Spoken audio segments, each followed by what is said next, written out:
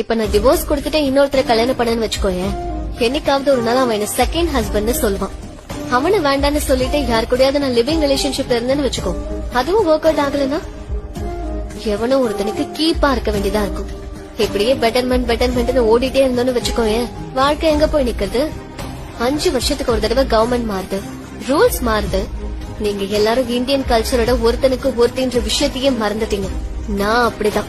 ஒருத்தர் கூட தான் கல்யாணம், ஒருத்தர் கூட தான் குடும்பம். ஆனா ஒருத்தரை கன்வின்ஸ் பண்ண முடியலன்னா பொண்ணுங்களோட வாழ்க்கைக்கே அர்த்தம் இல்ல. அப்படிலாம் இல்ல சத்யா, நான் சொல்றது ஒரு தடவை யோசிச்சு பாரு. நாம ஒரு பஸ்ல போயிட்டு இருக்கோம், பஸ் பிரேக் டவுன் ஆயிடுச்சுன்னா நாம அங்கேயே இருந்துடுவோமா என்ன? இன்னொரு பஸ் குடிச்சு அங்க இருந்து போயிடுவோம்ல, அதே மாதிரிதான் இதுவும். நீ அந்த பஸ்ல இருக்கிற பேசஞ்சரா பேசிட்டு இருக்க, நான் அந்த பஸ்ஸுக்கு டிரைவர்.